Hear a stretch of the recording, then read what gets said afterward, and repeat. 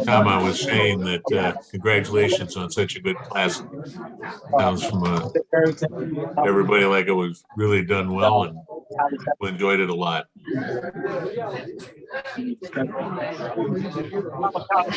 Apparently you can't hear me.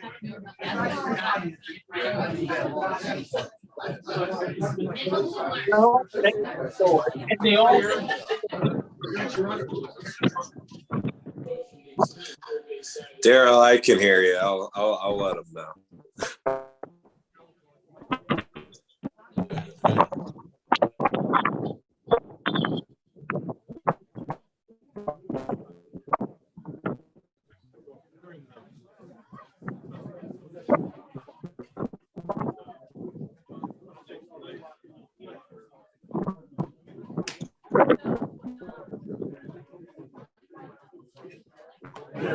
Okay, guys, I am going to start the meeting here shortly, so if you want to mute yourselves, that'd be great.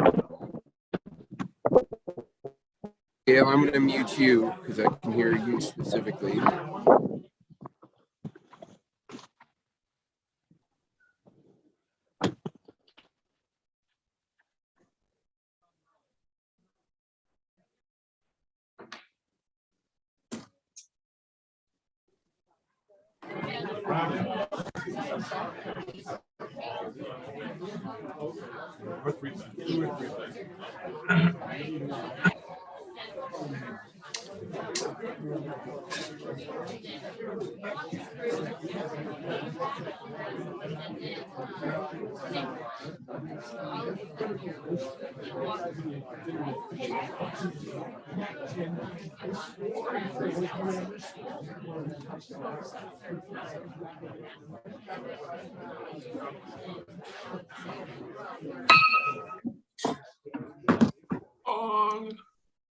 Gong. Yep, we can hear you, Daryl.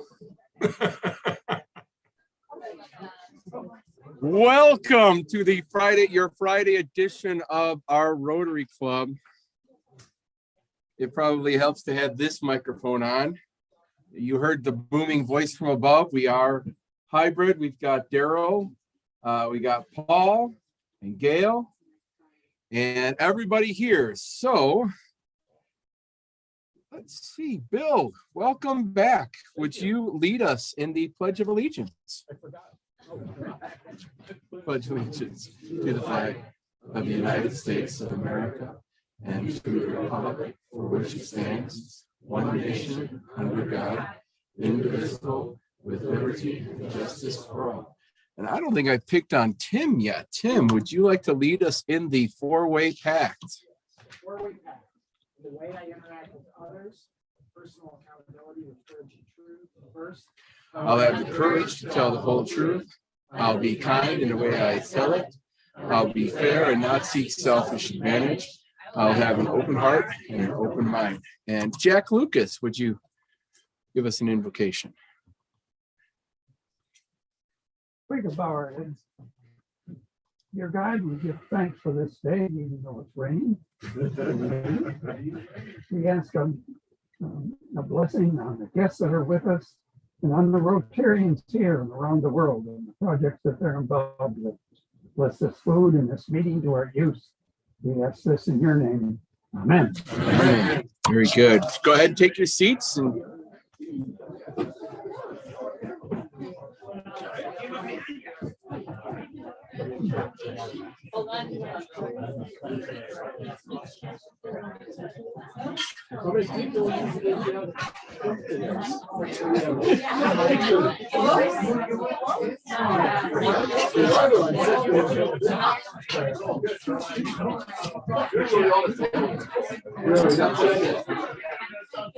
I was thinking the rain out there.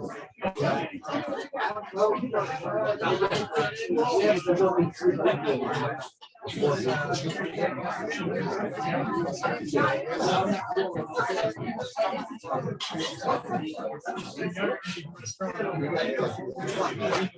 you started? Yes, I have.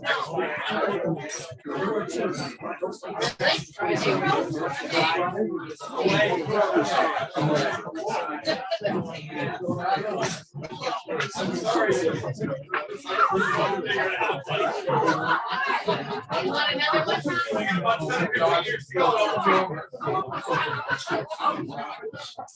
Slow down, Woody. Yeah.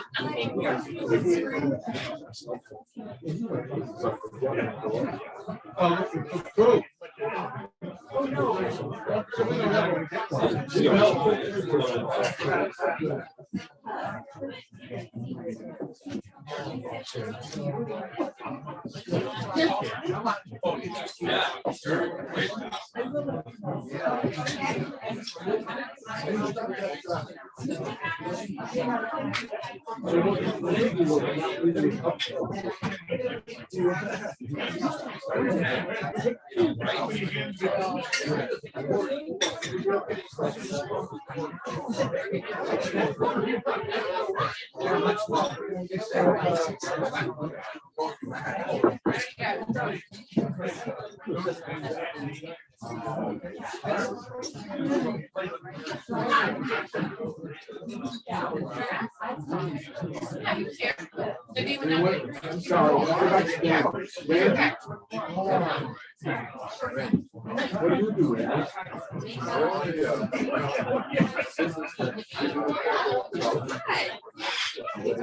Okay.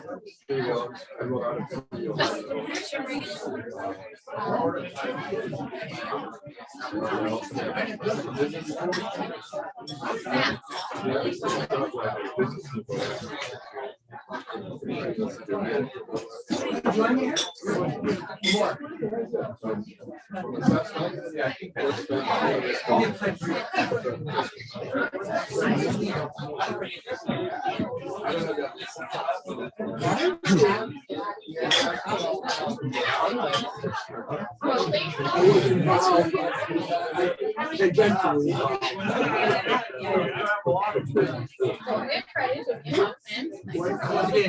Yeah, fuck it.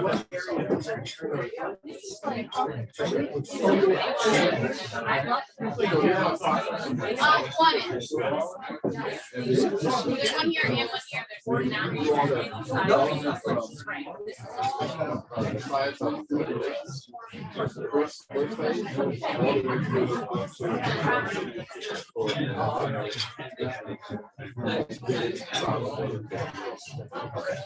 So we have a process.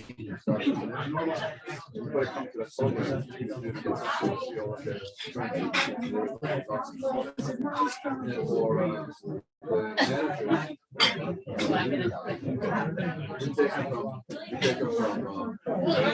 Management style to leadership style. Because a lot of times people don't leave their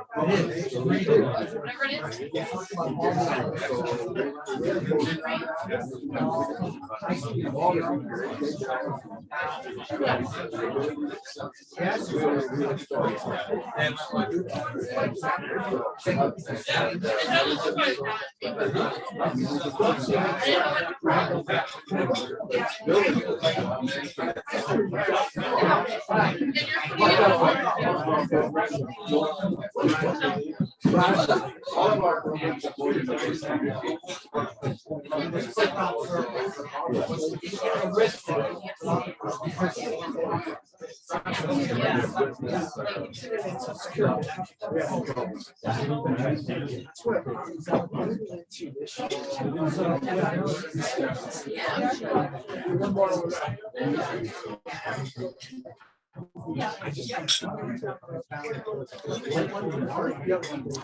All right, it looks like we all got our salads. Aren't you guys online jealous? And the egg rolls, for some reason, are especially good today.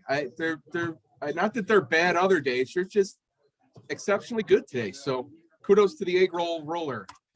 let's get rolling here. We got lots and lots and lots and lots of stuff. We got a great speaker, and we're just gonna begin with introducing any guests here today. We've got smiling happy Rotarians over here. Got smiling happy Rotarians back there. A couple people can be considered guests at that table over there in the corner, but they are members. Little dig on them. And here at the front table, the VIP table, I'm going to call it, because that's where I'm sitting. I think Eileen wanted to introduce, or no? Wendy's going to introduce our guest here. All right.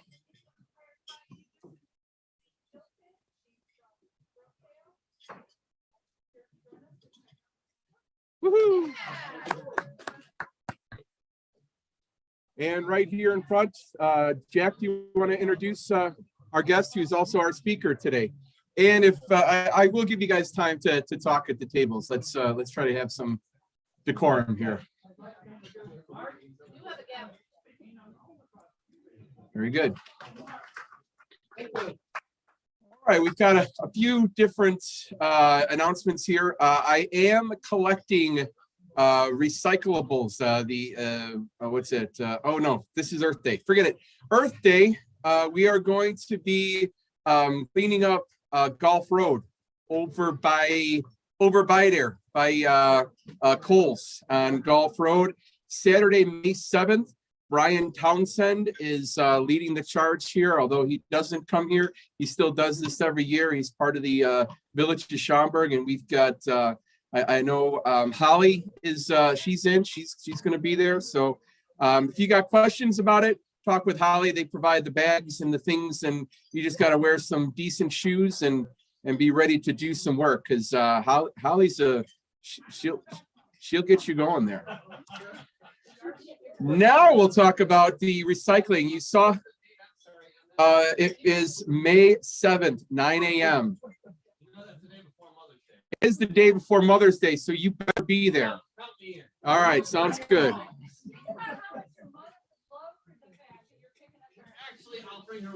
They're even better.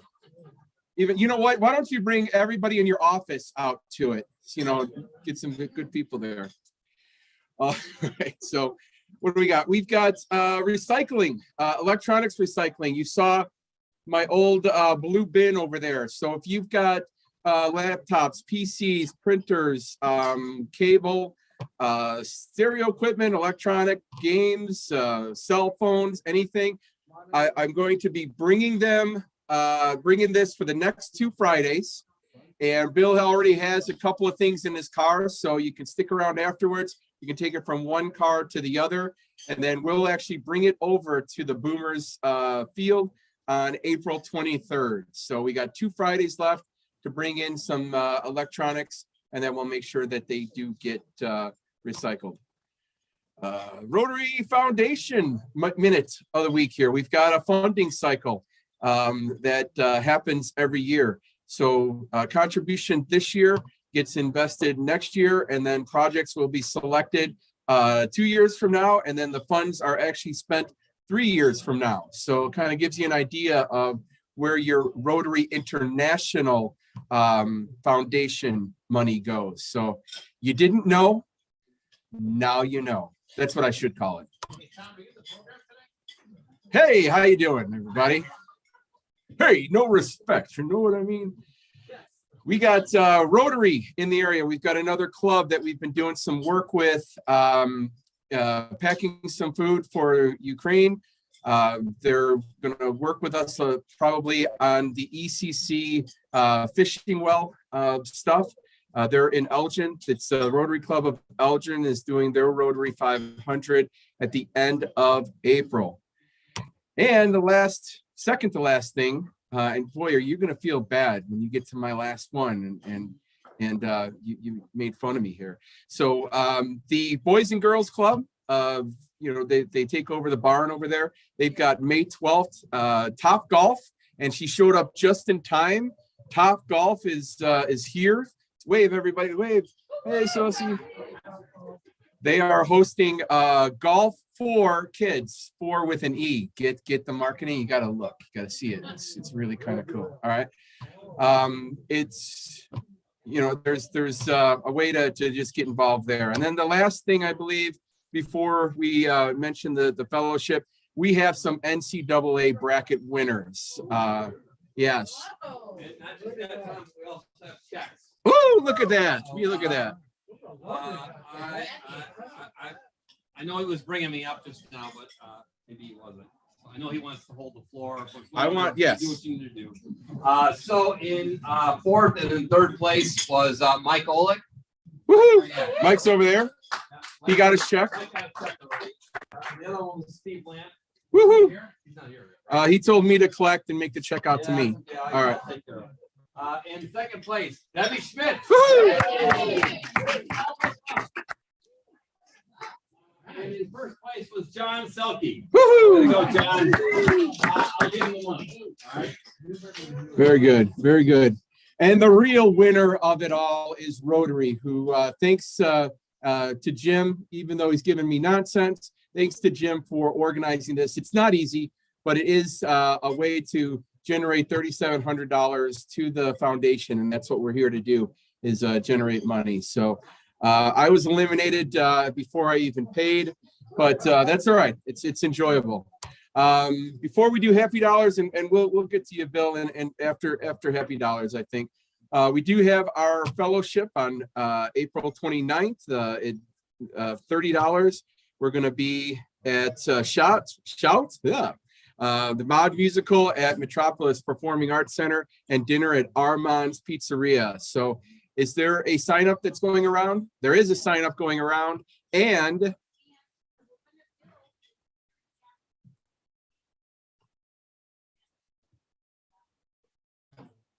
okay.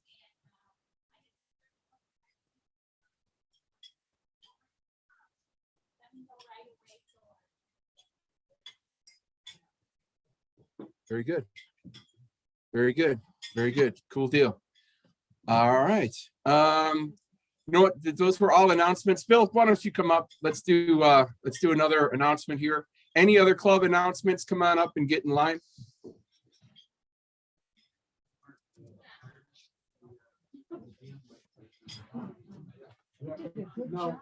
Good afternoon, fellow Rotarians. So I want to just bring you up to date what our esteemed International Service Committee has been doing. Anybody on the committee, please stand up and be recognized. Tim Cohagen, I know Tim's here, Bruce Doppy, Mike Erickson. I know Linda Dressler is the co-chair, and Jean is on the committee. We've been convening. We're going to convene one more time, but you may take a seat. Thank you for the diligent committee members.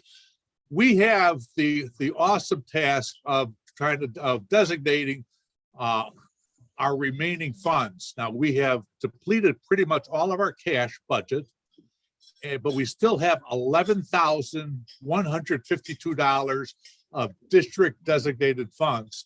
And just to give you a little background, how come our club gets so much district designated funds? Because some incredibly generous Rotarians make donations to the Rotary Foundation directly, and that significantly increases our funding. So we have $11,000 that we could designate before the end of the year. And last week, the Rotary District 6440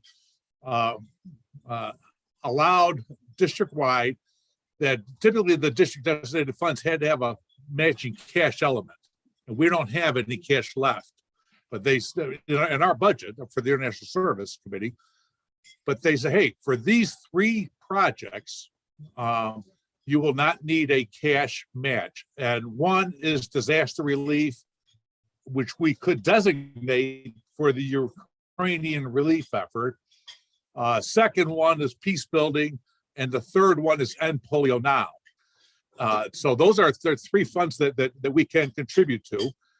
There's also opportunities in various grants that are within the district. One that we have supported significantly in the past, and I just had a conversation on the way here that my committee members don't know about, with Suzanne Gibson, past district governor, about the mechanical cow in Guatemala.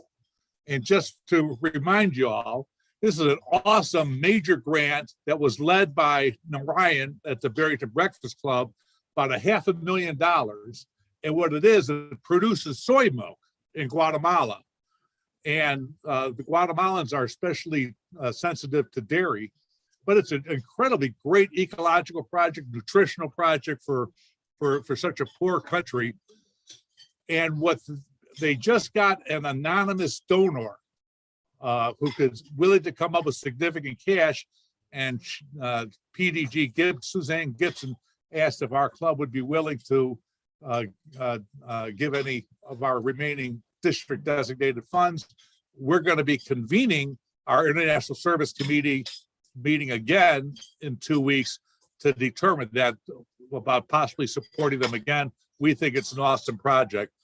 But as far as the Ukrainian effort is concerned, if we want to designate our funds for humanitarian relief with Ukraine, we would have to make that official designation, have it submitted by April 22nd.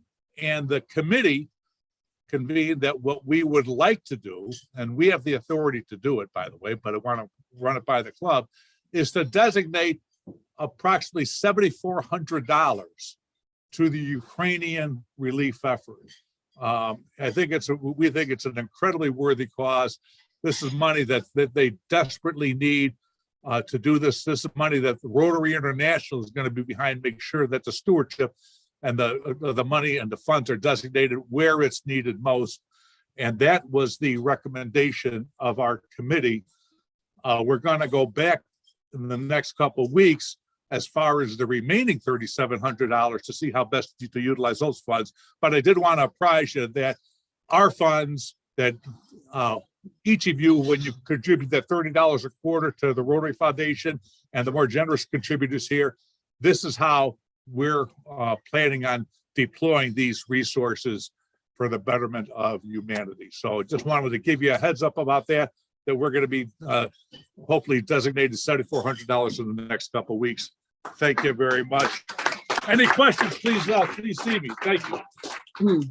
Just real quick before Eileen comes up, 5 years ago when I first came onto the board, we would go around and do our reports, and all I kept hearing from International Service at the time was no report, nothing new, no report, nothing new, kind of doing the bare minimum, sending in Polio Plus and things like that. So I'm really, really happy. Over the last 5 years, we've kind of been a little bit more robust in some of the international stuff that Bill has really spearheaded. So let's give Bill one more big round of applause. Great job, the International Committee. Quickly, mark your calendars for April 22nd. It's a Friday. We're all going to be here, we hope. We're going to be doing our check presentation to Elgin Community College for our expansion of fishing well onto their campus. It's a $50,000 donation, and we have a great representation from the college planning to be here that day.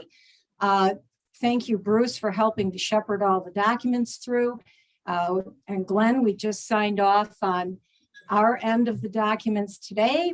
We'll get the ECC documents back signed probably early next week. Everybody's agreed to everything. So we will be having fishing well rolling out on that campus. We hope with some funding for their CDL driving, it's the commercial driver's license program, even starting in May. So it's exciting. It's a new opportunity, and it's fishing well growing the community. Thank you. Any other club announcements? Don't forget, Bill, Kelly. Jim, can you make a comment at least about Bill?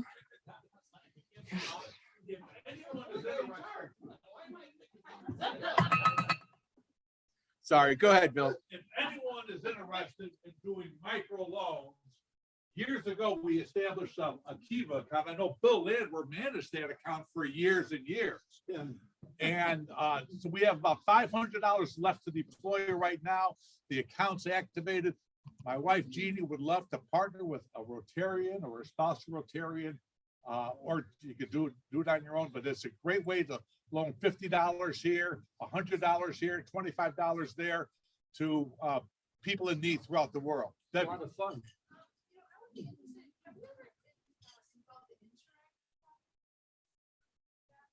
That would be it. That's Sounds good. We will definitely do that. And he's sitting with Holly. They'll talk about it all through lunch, I'm sure. Okay. Real quick, public image. Don't forget, we've got trifold brochures that you can hand out to people. That's mainly to get them to come to a meeting. And don't forget to like our Facebook page. We are on Instagram. So if you want to, have an excuse to shadow your kids or your grandkids on Instagram, you could say, Rotary told me I had to get on Instagram. And any ideas, and Pat's been doing a great job of posting different things that are just really, you learn so much from Rotary on that. So now it's time for everyone's favorite part of the meeting. It is, it's coming, relax. It's a big, busy time here, conversation, man. All right, let's get this done. And of course, it's not working. So tick, tick, tick, tick, tick, tick, tick, tick, tick, tick, tick. Oh, okay. That's hilarious. And of course, she's not here, so that means that it needs to be the next lowest one. Number 7. Number 7. Now you can have conversation, Vince. Not that it stops you otherwise, but go ahead and have some conversation.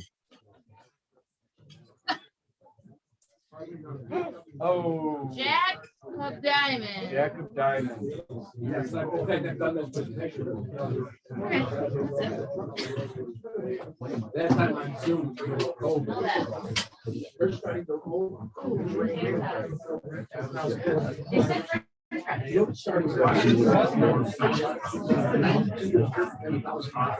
Yes, I'll talk about that. But that was just on a couple weeks ago. No, they did a reprint. They did a sequel to it. They talked more about over at the one, I think it was 2 weeks ago. You should be able to get it because there's a link on our website to the original one. Okay. Yeah, that one is. Yeah, the technology. I'll show you. You'll see some of that stuff. You'll see the kids. I've got several videos. You'll see the kids asking questions. Well, you have to wait until I'm over. Please, always want to learn.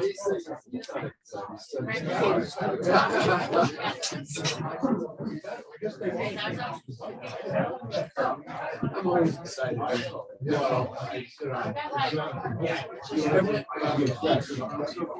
No, but I live in Northbrook. It's a 20-minute drive from my house. It's far northwest corner. I grew up here in Suffolk. We skipped. We went from West Rogers Park in the city to Glenville and to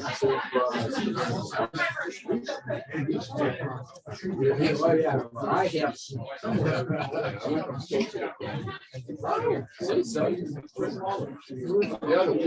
Yeah. I gotta come to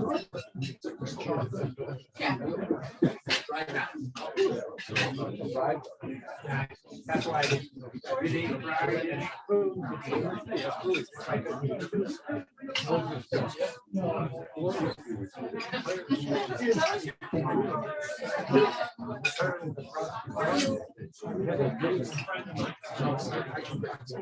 So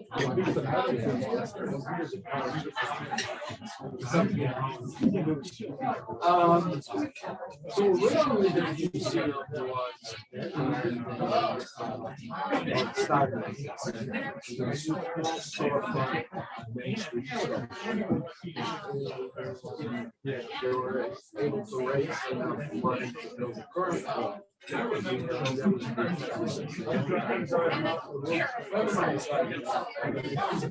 I are both why don't we go see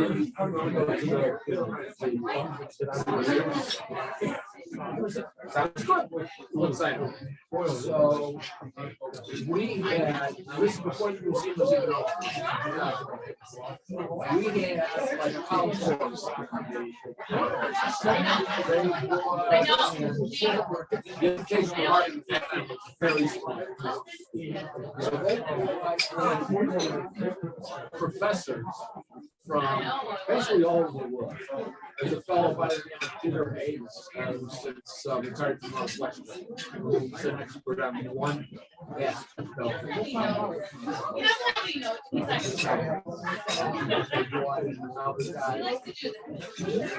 Another guy from Australia who was the expert on how international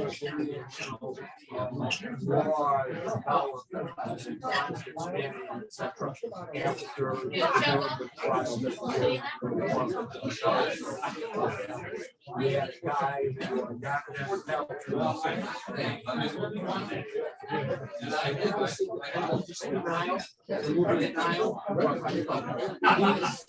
an expert on harshness.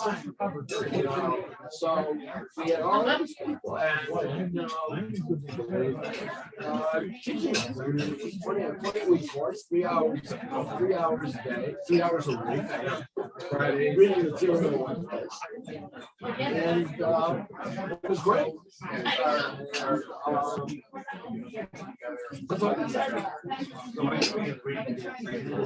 Right. Okay, so I'll say it depends. The official suggestions of the official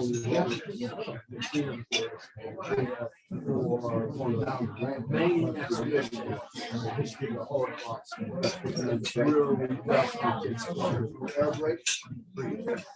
It's intended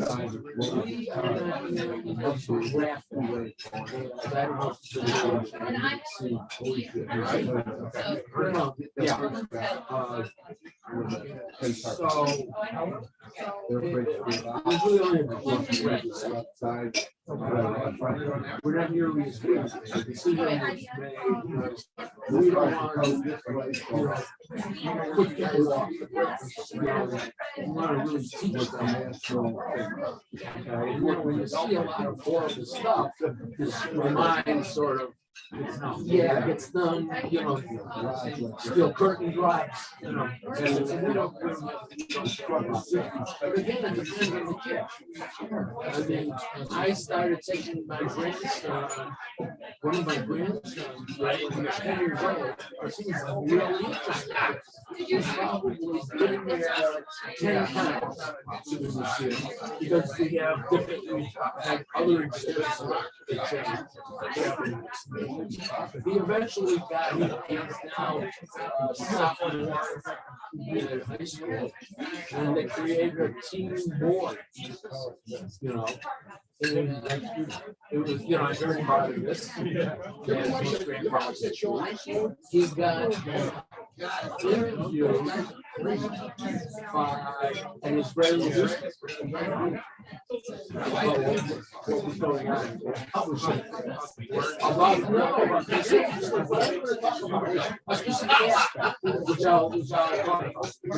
We've got a new exhibition regarding virtual reality. I'll be talking about that.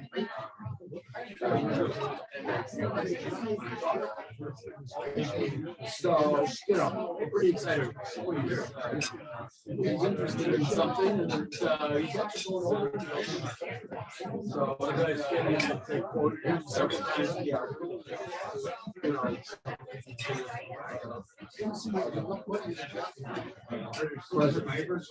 Oh, yeah.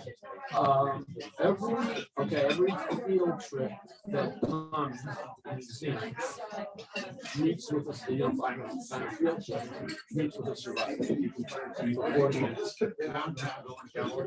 Yeah.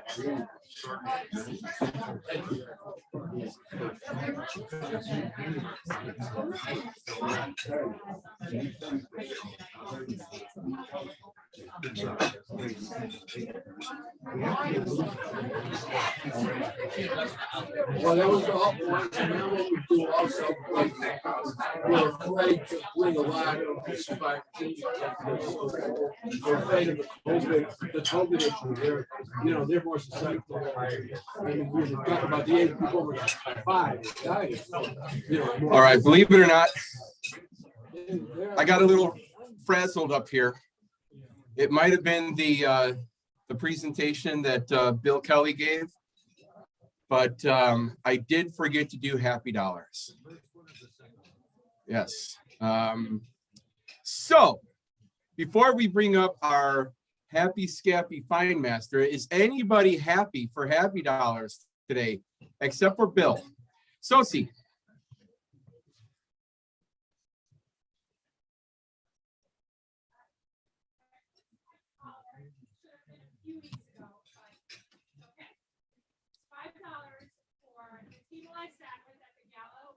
Absolutely amazing.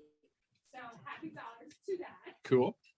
My next happy dollar is that I'm here. My next happy dollar is that it was payday at work. Woo. And my next happy dollar is that Ozarks is back. Oh. Almost 3 weeks. Oh. If anyone hasn't seen the trailer, oh my God. Wow. Very good. And you're going to collect. Thank you very much. Ozarks, great show. Anybody interested? Yes, Don Miner.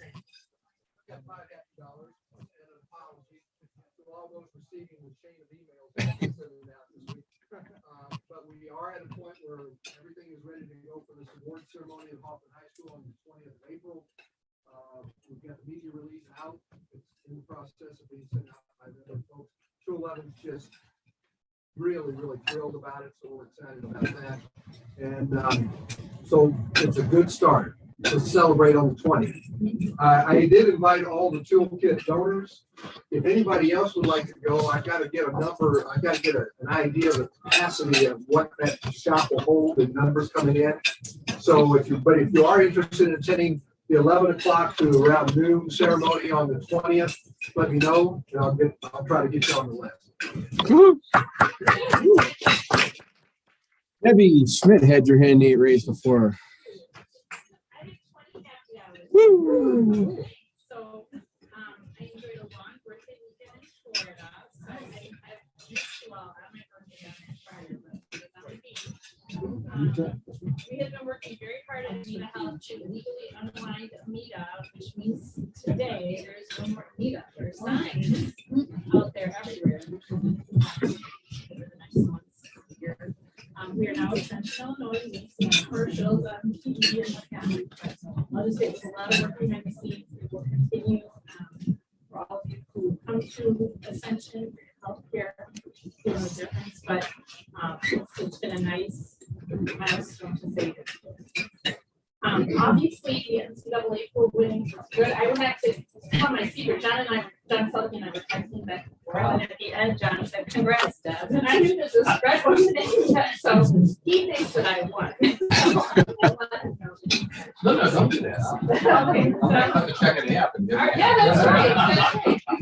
And lastly, I have to say, yesterday I dropped Maya, my daughter, off to attend the Bible conference. So I'm super excited. She was very nervous to ago, but already this morning, she's like, I've got such great kids, so I think she'll have the opportunity to stuff. Perfect, good. Good. That name change for the company comes at a perfect time because I just stopped calling it Saint Alexian and Alexian Brothers. So good, perfect. Anyone else? Happy dollars. Oh, sorry, Randy. Randy's gonna. No, go ahead, Randy. I know my place. I gotta wait. I've got $5 happy dollars. I celebrated my daughter's 23rd birthday. But I celebrated my wife. She wasn't homesick. She gave us a minute, she's so busy with her friends celebrating their birthday and all that stuff. So we are. Yeah, we are. Yep. Oh, without you, she wouldn't. Be There you go. I've been saying, my mom, my wife didn't say that a lot too lately. About me. Thank you. Yep. And then Pat. And I have $5 happy dollars, except the zipper on my purse is stuck. But I'll get it. Bring it over. In March of 2020, as many of us remember, the Classic was an unusual event. And I was the successful bidder on Mayor for a Day at that Classic. And finally, after 2 years of trying to organize something, I got to be mayor for the day. Ooh. And it was absolutely wonderful. Oh, that's awesome. If that's on next year, I really encourage you to bid for it. It was a great day. Awesome. That's great. So that's why you were going through all those stop signs all day? I see. Eileen. I just want to give a shout out to Don. He has shepherded through this toolkit program and spent 100 hours at least on it. And it's going to be such a huge success, not just this year, but hopefully something sustainable. Congratulations, your vision has just been wonderful and your execution of it is beautiful. Ted. 10. I got to spend $5 every week to see the Cubs score 5 runs and spend it with 2 of my boys. And then the other one is turning 19 today. We're going to see him and have the whole family together. Very cool. Anyone else? Yes. I got a happy 20 because when we were in Florida, we had the unfortunate occurrence of some truck debris flying under our car, raised it off the ground, took out the transmission, but nobody got hurt. Oh, wow. All right. I don't think anybody can beat that. So, well, ladies and gentlemen, we still have time. And Steve Lamp joined us online. Steve Lamp, one of the winners of the NCAA. I don't know if you know that, Steve, but you're one of the winners of the NCAA, so congratulations to you on that. I'm donating it all back, Tom. Oh, did you hear that? I will not take that money. Very good. We'll rip up that check and it'll Rip never it happen. Well, then you're the top winner then. Yeah. Wow, good. Congratulations. You just moved up to first place. Take it all still. I'm in first place. It's all yours. All right. Okay, so let us bring up our fine master for a quick fining session. What's his name? Oh, George. George is going to do it today. Yeah.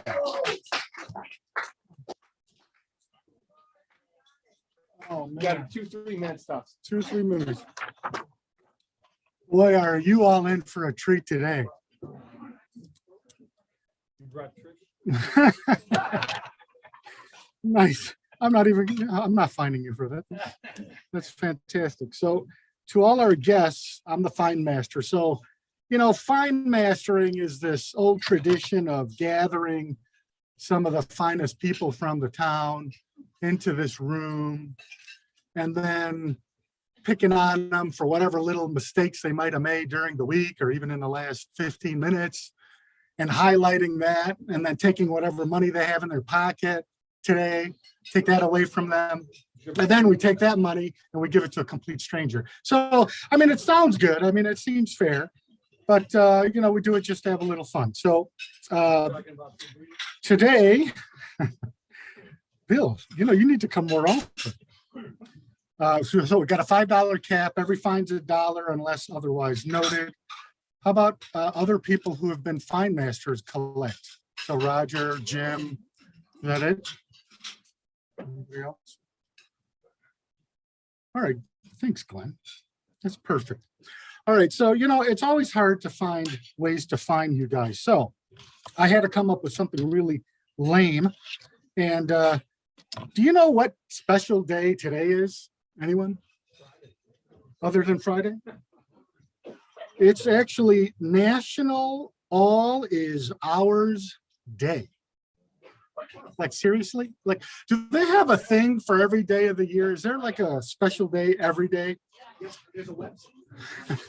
I mean, Earth Day is April 22nd, but today is National All Is Ours Day. So anyway, I thought this would be really interesting, and I'd make a whole quiz out of, you know, National All Is Ours Day, which is every April 8th. And it was developed to appreciate, you know, all of the things of beauty and nature around us. That's what it is. So first question, and these are $1. If you guess it right, you don't pay. If you get it wrong, you know. So how many ways can National All Is Ours Day be celebrated? 1, 2, 3, or 4? So raise your hand if you think it's 1. Terry pays $1. Raise your hand if it's 4. Okay, incorrect. Pay $1. Raise your hand if it's 3. Wow, you sons of, okay, that's correct.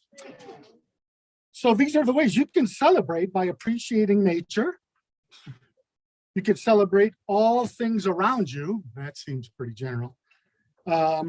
Or you could share whatever you have with everyone in need. So I guess if somebody comes to your house today and wants to sit on your couch or something, you just have to let them do it. All right, so next, what? Okay, so anyway, that was like all I could come up with for National All Is Ours Day. That's it. But I came up with some other stuff that was related in a way to Earth Day and everything else going on this month. So number 2, what can be recycled forever? Is it paper, glass, or plastic? So Bill, pay $1 for plastic. And anyone who thought it was plastic, I know a few of you thought so. Who thinks it's glass? Yeah, you're right. And then paper, no. So metal also can be recycled forever, including aluminum. Real interesting, huh? All ants combined outweigh all humans combined. That's not a question, that's just a disturbing fact I found out. So that's a lot of ants, I think. I'm not sure how many that is, but that's got to be a lot. But speaking of weighing things, what is the heaviest animal on Earth? Is it the sperm whale, the blue whale, the fin whale, or the humpback whale? So who thinks it's the sperm whale? Incorrect. Thanks. Thanks. Got you right at the end there. Thanks, pay $1. So who thinks it's the blue whale? So that is correct. Everybody else pay $1. They apparently weigh up to 330,000 pounds. And all animals on the top 10 list were all whales. That's why I only gave you whales, because all of them are whales. Top 10. Okay, so what animal lives the longest? I found this one just fascinating. What animal lives the longest? And crabby neighbors does not count. All right, so is it the red sea urchin? Is it the tortoise? Is it the Greenland shark? Or is it a koi fish? So who thinks it's the red sea urchin? That's incorrect, Sean, sorry. Who thinks it's the tortoise? That's a good guess, but incorrect. Pay $1. Who thinks it's the Greenland shark? That is correct. They can live up to, apparently the oldest on record, 392 years old. for a green, and the koi fish, here's the stats. Koi fish can live up to 200 years. And I know someone who killed all his koi fish, so that's pretty sad because, you know, they had 200 years to go. Tortoises, 177 is the average, and red sea urchin, 100 to 200 years. Oh, this is crazy. So there is a jellyfish.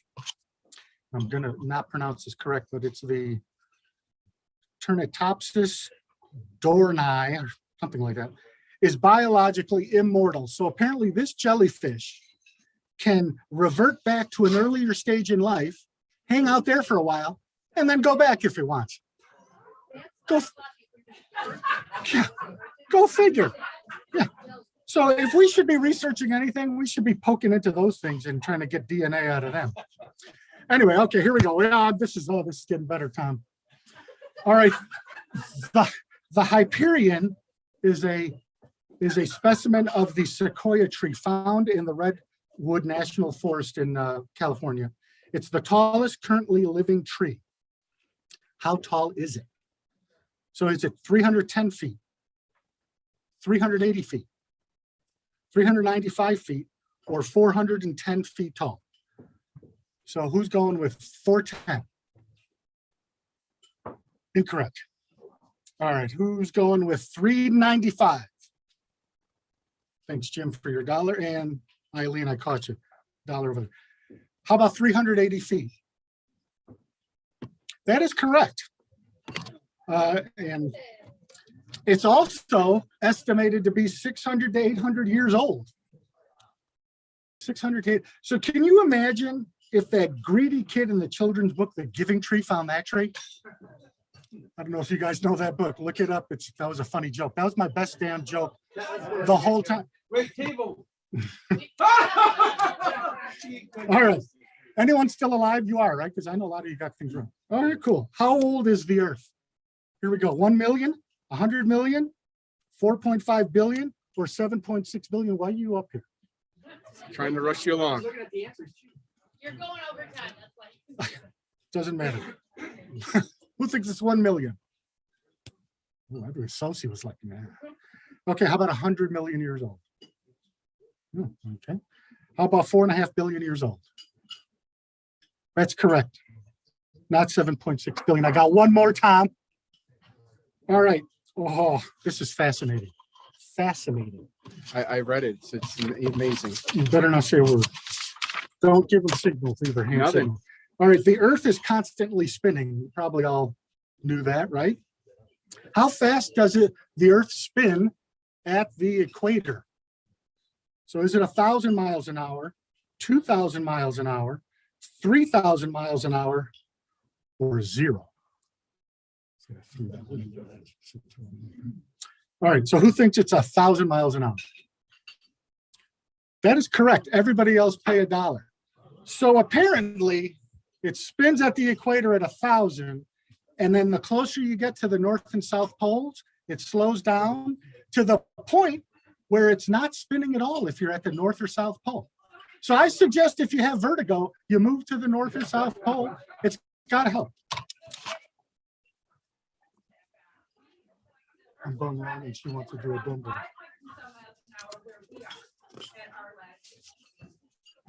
Thank you, Holly. He is going long. Yeah, I was going long, but thanks, Holly. All right, thank you. Very good, very good. All right, lots and lots going on here today. So let us get this all ready here. Optimize for sound. All right, share that. And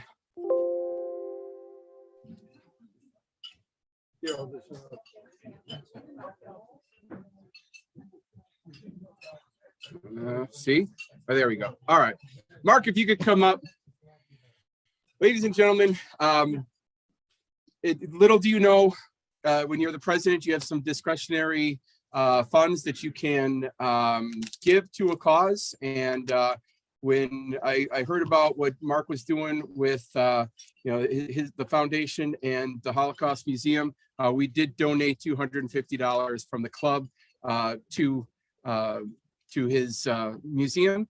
And we're going to hear more about it right now. Right. Thank you, sir. Thank you very much. And Take your time. okay, take my time. Okay. Thank you very much for the donation. It's really quite appreciated. So let's get started. So how did the museum become the Museum of Skokie? Okay, so in 1978, there was a bunch of new Nazis, who wanted to march in Skokie. Skokie had the largest percentage of survivors in the world, except for the state of Israel. There were 70,000, the population of Skokie in 78 was 70,000 people, 7,000 were survivors. In addition, there was a very large Jewish population in Skokie. So obviously, they didn't want the neo-Nazis to march. They protested. The mayor of Skokie, who was not Jewish, refused to give them a marching permit, a parade permit. The neo-Nazis took this village of Skokie to court. It went all the way up to the Supreme Court. Who do you think won? Right, the Nazis. Freedom of speech, freedom of assembly. Okay. They never did march in Skokie. They marched in Marquette Park, which was a predominantly black neighborhood. Okay. They hated the blacks almost as much as they hated the Jews. All right. But the core group that protested and backed the lawsuit formed a small storefront museum on Main Street in Skokie. And that museum eventually became the museum that's in Skokie right now. The museum in Skokie right now is the second largest Holocaust museum in the United States, the third largest Holocaust museum in the world. The largest Holocaust museum is obviously in Israel, Washington, D.C., and Skokie, Illinois. So,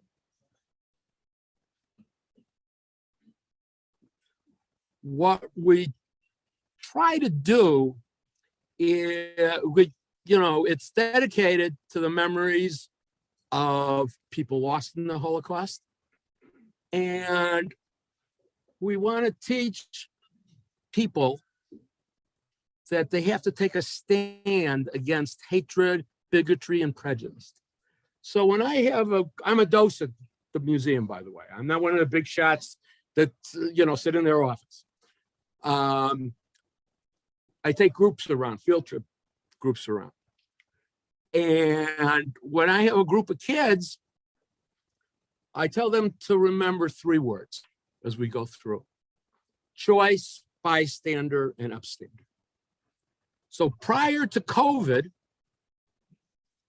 we took 75,000 kids on field trips through the museum each year, or the last year before COVID. Right? Unfortunately, but what we've done now is we've also created virtual programs. So you can get a group together, and just like your other colleagues are on Zoom, go through the museum with on a virtual basis and with a docent that you can ask questions to as the tour ends. It's really opened it up, because what we've done is we've had groups as far away as Australia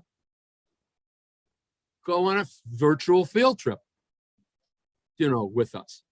So what we try to do with these 75,000 students that we take through is try to integrate what I call character education into the history of the Holocaust, right? You know, what better example of the need for character education than a genocide like the Holocaust? But maybe somebody can explain it better. Like a night of broken glass, a journey of broken paths. What mends a broken heart? A common thread. The illusion of isolation makes fear contagious. When you realize you are not alone, but linked through human experience, you find strength in your existence. The fright of freight trains, the chills from cobblestones, bombs dropped by barbaric bullies, the endurance of endless winters. How strong do you have to be a survivor, to fight on, just so others can live on through your stories, the narrator that never dies. May you always stare them in their eyes and tell them that you want to live. May you never be boxed in by boxcars. May those burdens fall from you like breadcrumbs from fingertips to your palm. May your legacy live on. May you always sing your song and break down walls. May your stories now lift others to show them the direction we are headed. May you never feel the rumbles from the belly of the monster again. May your story be passed around like the Torah and be received with love. May you always go back for the ones you love. May your actions halt future actions. They will forever think before they act because you made it back. For you listening, may you always stand out and up. Continue to educate. Never think your reach is too short. You're never too young to teach. May your sweat equity create educational equality for all, not just some. Create safe communities. Turn clay into pots of gold. Build and rebuild. Create and recreate. Fight for equality, even when the playing field isn't even. May your individual fights become collective victories. Establish economic opportunities for your people. Find wealth in your existence. Be regal. Imagine a healthier environment where the air is clear, the water is safe, the food is clean, and life is precious. Bring hope. Be you, the best version.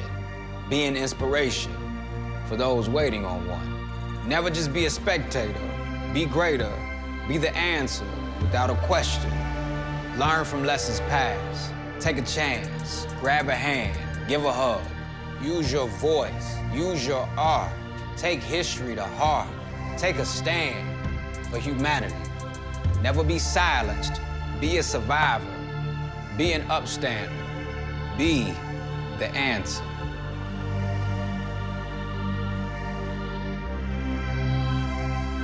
So that was, does anybody know who that was? Huh? I thought I heard it. No, that's Harold Green. He's the poet laureate, the official poet for the city of Chicago. Okay.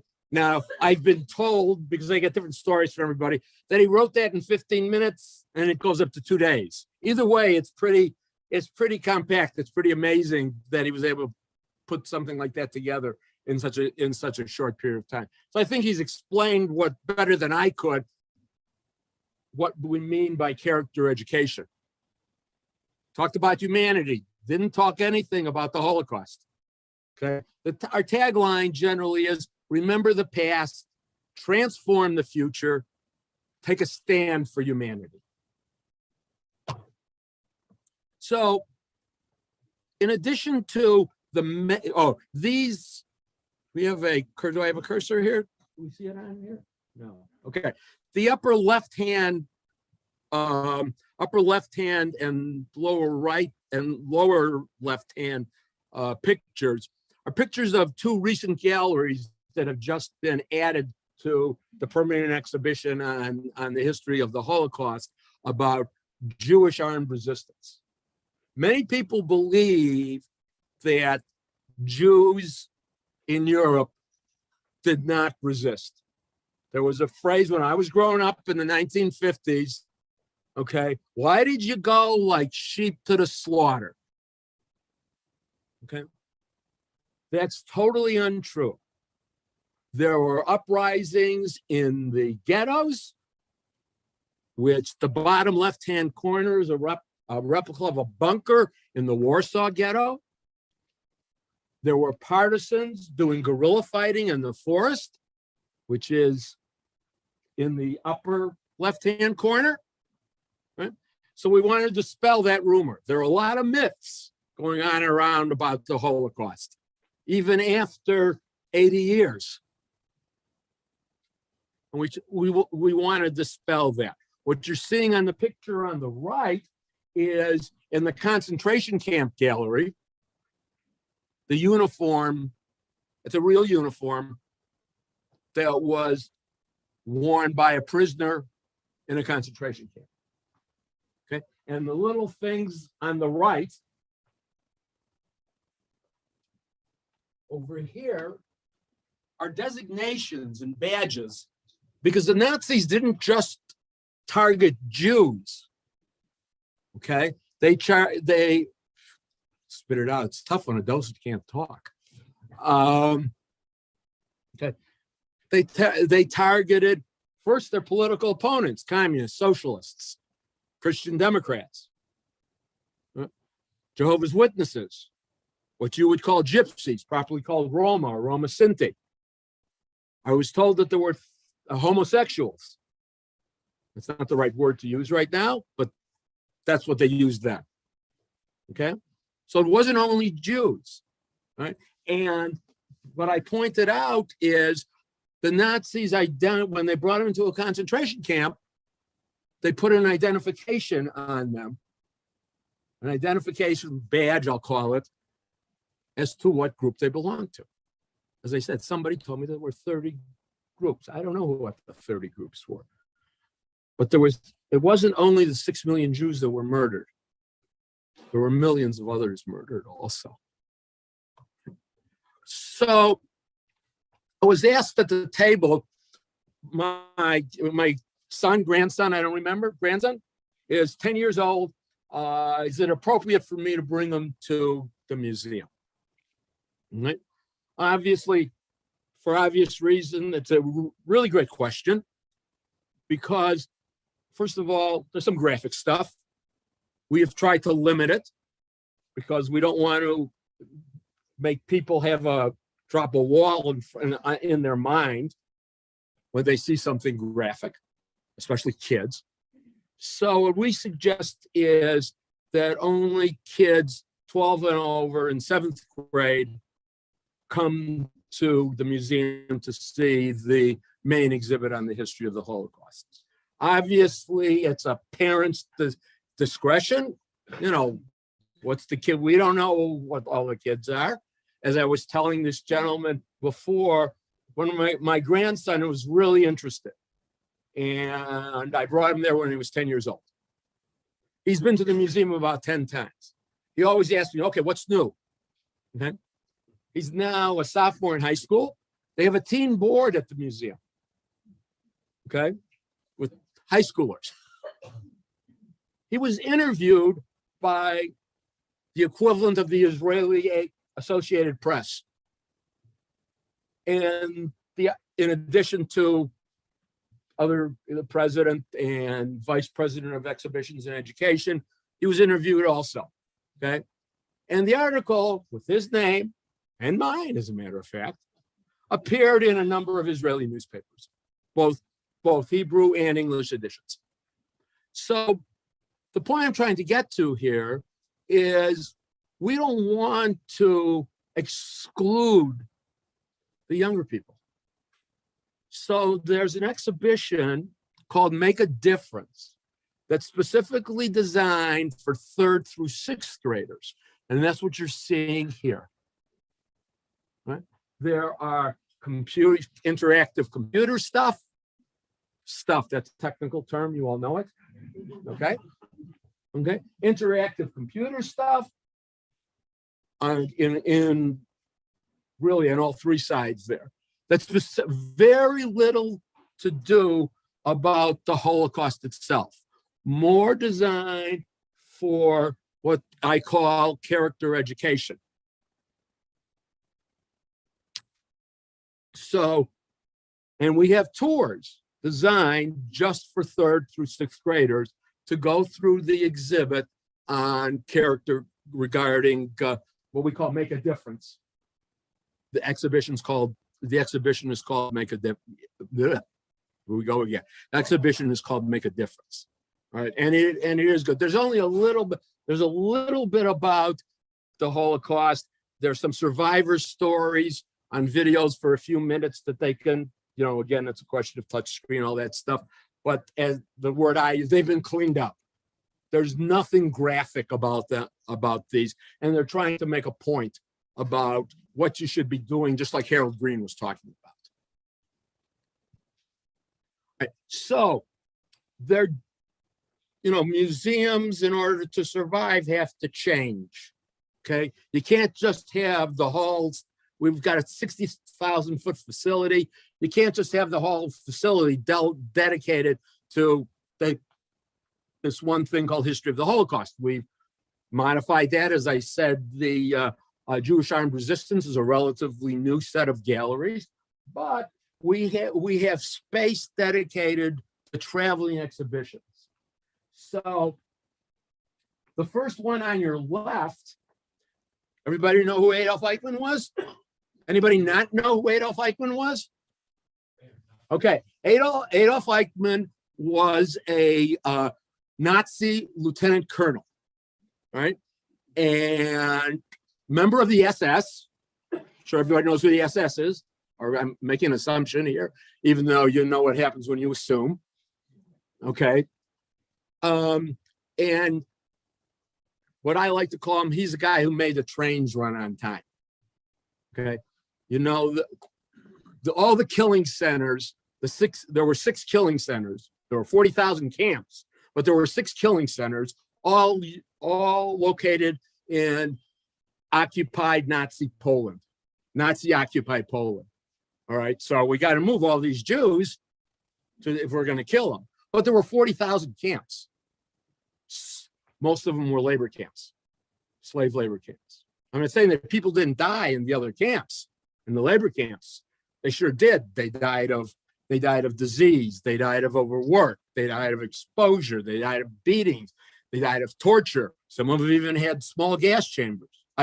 But it wasn't the industrialized murder that occurred at Auschwitz and the 5 other killing centers in Poland. At the height of the murders in early 1944, they were killing 10,000 Jews a day. Okay. Adolf Eichmann was the guy who was in charge of coordinating all the movements. Okay. He after the war, he went to Argentina, where many of the Nazis escaped to. He was caught by the Israeli Mossad in Argentina. The Mossad is the equivalent of our CIA, although I would argue better. Okay, and he was tried. He was put into a glass booth to protect him. They didn't try him in a courtroom, they tried him in a theater. Okay, and this was in 1961. Israel didn't even have television then. Okay, so people had to buy tickets to go to a movie theater to see the trial in various parts of the country. Anyway, if you can see at the end, there's a glass booth. We had an exhibition that took about 5,000 square feet of space on how the Israelis captured Eichmann and then how he was tried. And that's the real glass booth that he was tried in 1961. All right. Anybody ever hear of Billy Graham? Bill Graham, not Billy Graham. Sorry. 2 different things. Anybody ever hear of Bill Graham? No. Okay. He was a rock and roll producer. Made a lot of money. He was a survivor. I never knew that until we brought an exhibition in to the museum. We talked about it. He never talked about it. Okay. The tag was that he always had a barrel of apples in front of his theater productions for people to take, because he remembered he couldn't eat food. He couldn't get any food when he was a kid back in Europe. Okay. And then the one on the right is, how am I doing on time? Okay. Okay. Won't work.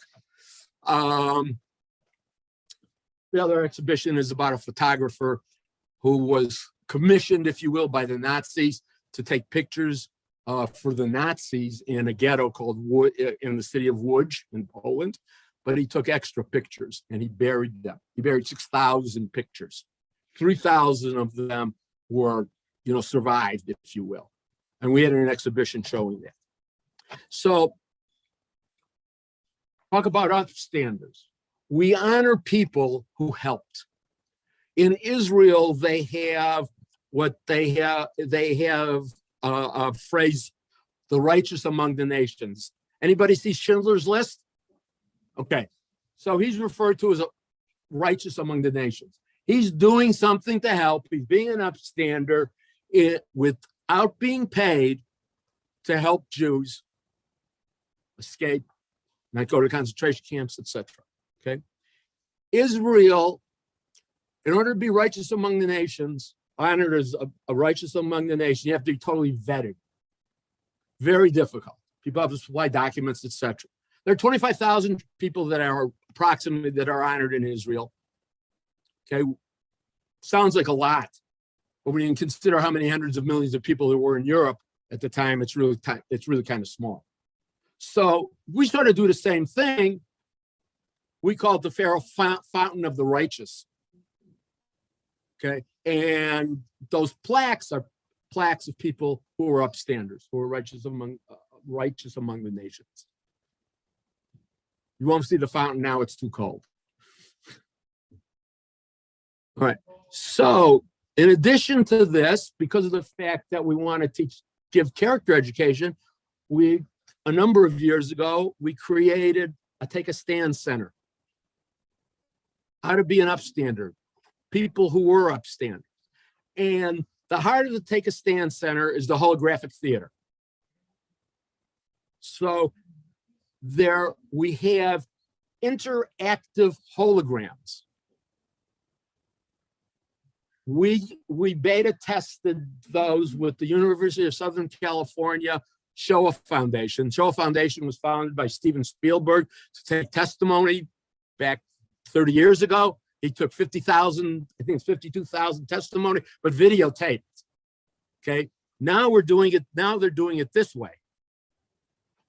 Okay, and this is what it looks like. And if you want to dig deeper into this, as we were discussing, 60 Minutes did a piece on how this was done. Okay, they did a piece a few years ago, and they did a sequel to it, I think 2 weeks ago.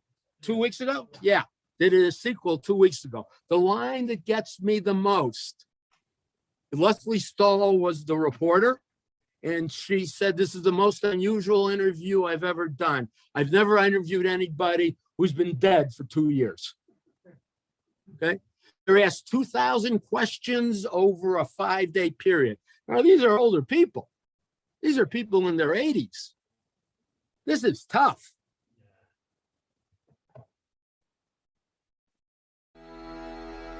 So does anyone have a question for Fritzy? What was the hardest part of your experience in the concentration camp?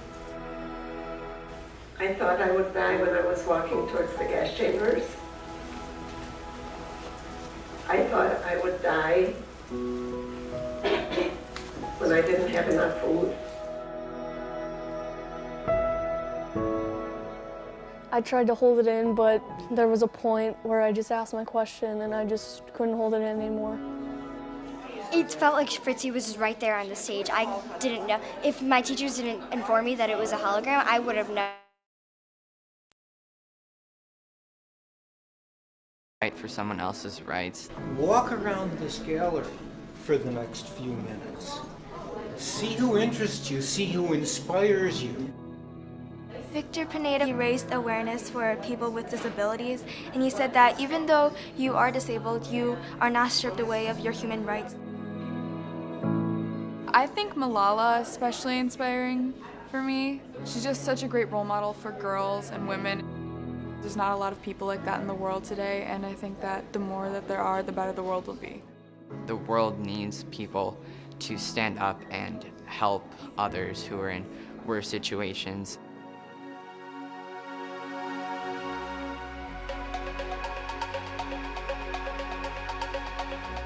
I pledge to help those who struggle in learning. I pledge to give more education to those who truly need it by starting tutoring classes.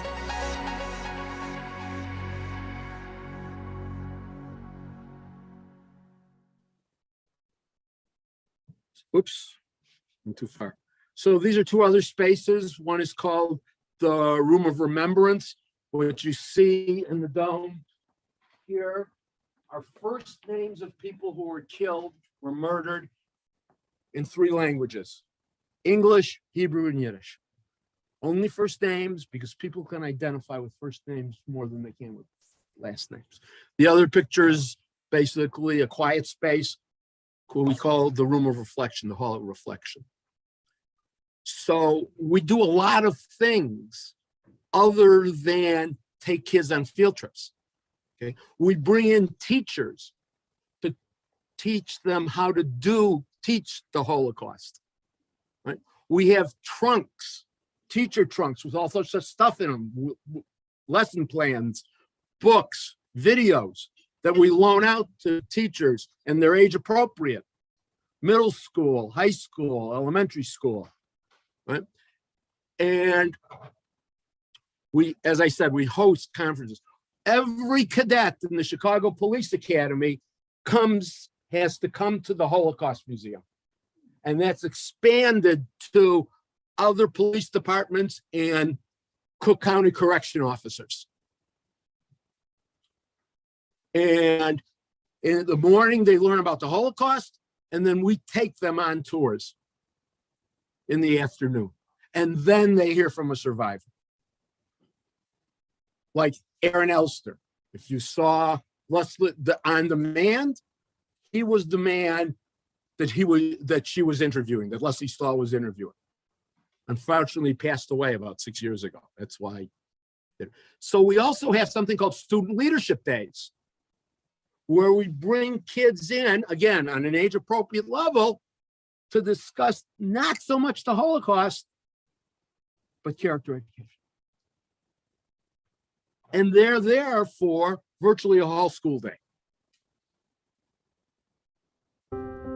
After we visited the Holocaust Museum, we knew that we couldn't just stop there. So me and my peers created a club called Be the Change. The Holocaust Museum inspired me to make a difference. We thought it would be really cool to do something for the school to change the way that we think about school and the way that we think about people. And so that's what we did. We did a huge museum in our library. The Genocide Awareness Museum was a 2-day museum open to our community and students of our school and teachers and staff. The Genocide Museum was to showcase both the problems happening around the world with various genocides, as well as showcase the problems that we have here as a community. Our school is Truman High School. There's all different races and all different ethnicities and everything. The environment's really different, but bullying does happen. We wanted to raise awareness in bullying, so for our museum, that was main focus on was bullying, and we wanted to try to prevent it and stop it and teach kids that it's not the right thing to do. We made students here write letters and pledges. We were surprised that so many kids were really inspired. Most people said that it was eye-opening for them and that it changed the way they looked at the world and that it was really heart-touching. I didn't really think I had the power to change people's minds or perspective on things, but I try to teach people as much as I can now. If I do one small thing, it could impact the world, even if it's just a person. As I moved through our own museum, I became emotional myself just seeing how capable and brilliant these young minds are. And I think our students now are emboldened and empowered, and they want to take it farther, and they see problems in the world, and they're ready to solve them. So we got through to this group of kids, wouldn't you say? Okay, so there's a brand new, oops, what's going on here? Yeah.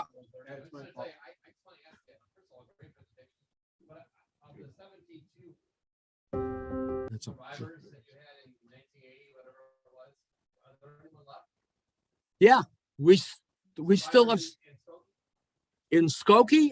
I can't tell you where they're living, but we have a number of survivors left. I don't know what I don't remember what the number is. Okay, I just can't. I think the last number I heard was there's in the United States there's 200,000 survivors. 200,000 approximately. That's fuzzy because there's no official count. So we've got a new exhibit, a virtual reality exhibit. Everybody know what virtual reality is? Okay, where a survivor takes you through as if he was taking you on a guided tour right now. And it's really amazing. And this is how it was done with drones.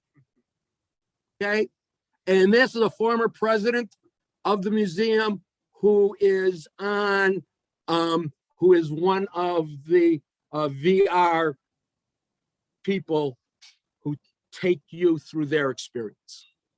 So I'm sorry I had to rush. Whoops. That was a half hour. I gave it to you. I gave you a half an. I got you a half an hour, right? That was perfect. Thank you so much. I'll take any questions if you want. Got questions. Here's what we're gonna do. He's willing to stick around. If you guys are willing to stick around and ask some questions, we can do that. So what I'm gonna do is I'm gonna end the meeting. So if you gotta go, you gotta go. If you want to stick around, we can ask some questions. And just want it noted, this is the first time in my tenure that we went over by this much. So we've been on time every other time. I was lucky. Yes. I was just lucky. So I know Fine Master next week. I forget who it is. I think it's Jeff Miller who's not here. So no one tell him. All right. So let's end the meeting and then we'll have time for questions. Or if you got to go, you got to go. I believe we end the meeting with the four-way test. And George Panopoulos, who I'm going to blame behind his back for us running long, is going to lead us in the four-way test. First, is it true? Is it fair to all concerned?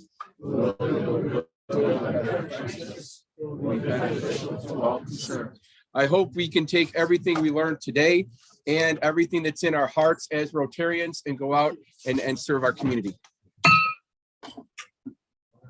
So what I'm going to, like I said, if you want to sit, you got some questions, we're going to stick around here. If you got to go, you got to go. Thank you all. I see three different locations up to. There's the memorial, the veterans, the Holocaust Museum and Education, and That's the it. Education Foundation. The Holocaust Museum and On Woods Education Drive? Center.